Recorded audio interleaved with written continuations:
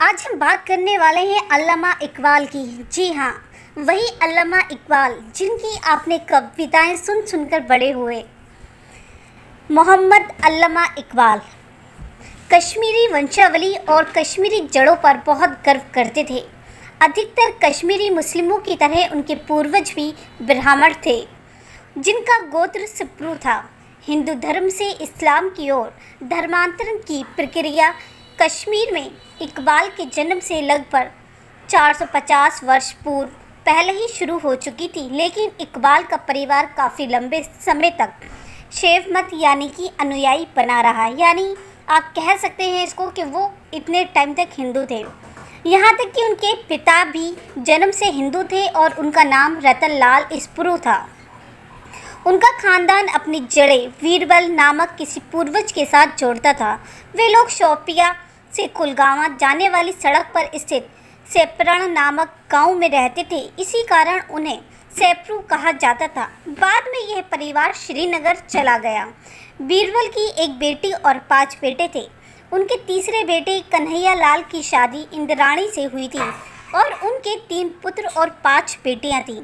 ये कन्हैया लाल ही इकबाल के दादा थे। उनके बेटे रतन लाल ने इस्लाम अपना लिया और अपना नाम नूर मोहम्मद रख लिया था।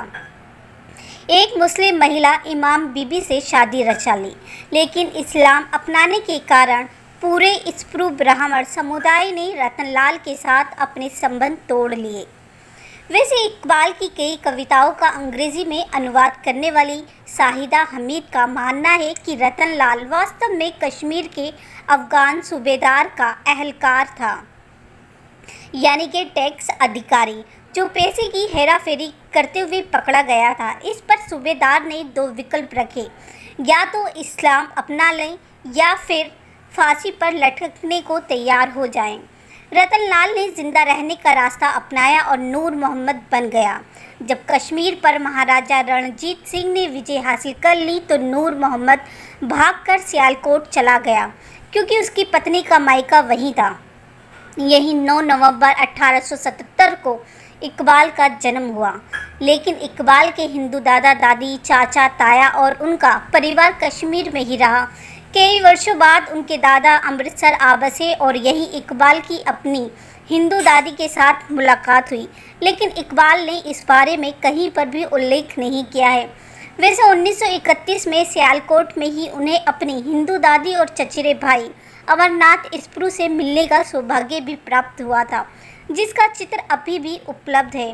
जैसा कि अक्सर होता है कि धर्मांतरण करने वालों में पहली पीढ़ी मूल अनुयायियों से भी अधिक कट्टर होती है। इकबाल भी बड़े होकर श्रद्धावान मुस्लिम बन गए। बेशक उनके अनेक हिंदू और सिख दोस्त व प्रशंसक थे, तो भी उन्हें यही महसूस होता रहा कि भारतीय मुस्लिमों का भविष्य उनके अलग देश के रूप में सुरक्षित हो सकता है। पाकिस्तान की अवधारणा के मुख्य प्रतिपादक अल्लामा इकबाल ही थे। उनकी मातृभाषा बेशक पंजाबी थी, लेकिन उन्होंने अपने पूर्ववर्ती अनेक कवियों की तरह केवल फ़ारसी और उर्दू को ही अपनाया। इकबाल ने अपनी कश्मीरी ब्राह्मण जड़ों के बारे में अपनी कविताओं में बहुत गर्वपूर्ण उल्लेख किया है, लेकिन उनका बेटा जावेद इकबाल इस विवरण को उस दृष्टि से नहीं देखता जिस दृष्टि से इकबाल ने इसे प्रस्तुत किया था। जावेद इकबाल तो यहाँ तक कहते हैं कि उनके पूर्वजों ने इकबाल के जन्म से 450 वर्ष पूर्व इस्लाम मज़हब अपनाया था, इसलिए उनके दादा के धर्मांतरण और पैसों की हेराफेरी के मामले में सभी कहानियाँ मनगढ़ंत हैं। वैसे एक बात तो तय है कि इकबाल ने कश्मीरी पंडितों का मुक्त कंठ से गुणगान किया था, तो एक भी कश्मीरी शायर या विद्वान ने उनके प्रति कृतज्ञता व्यक्त नहीं की थी। हालांकि कश्मीरी पंडित समुदायों में बहुत बड़े बड़े विद्वान और कवि हुए हैं, जो इकबाल की तरह ही फ़ारसी और उर्दू में पारंपरिक थे, लेकिन सभी ने इकबाल की अनदेखी की। सर तेज बहादुर सप्रू ही एकमात्र ऐसे कश्मीरी पंडित थे जिन्होंने इकबाल का खुला समर्थन करते हुए उन्हें महाकवि कालिदास से उपमा देते हुए कहा था कि वह किसी एक समुदाय के कवि नहीं है। वैसे तो पंडित नेहरू भी इकबाल के प्रशंसकों में से एक है और उन्हें बहुत बड़ा कवि और दार्शनिक मानते थे, लेकिन साथ ही उन्होंने इस तथ्य को भी रेखांकित किया था कि इकबाल वफादारी रखते हैं। उल्लेखनीय है कि कश्मीरी ब्राह्मण समुदाय तब उनके और भी अधिक विरोध में डट गया जब उन्होंने महाराजा हरि सिंह के शासन का विरोध करते हुए कश्मीर मुस्लिमों को भड़काना शुरू कर दिया। जबकि कश्मीरी पंडित ही महाराजा के सबसे बड़े समर्थक थे। पूरे ब्रिटिश भारत में सिवाय अल्लामा इकबाल के कश्मीरी मुस्लिमों की दुर्दशा पर कोई भी मुखर होकर नहीं बोलता था। एक बात तो तय है कि आज भी हिंदू बहुल भारत और मुस्लिम बहुल पाकिस्तान में इकबाल की शायरी के प्रति दीवानगी में कोई कमी नहीं आई है।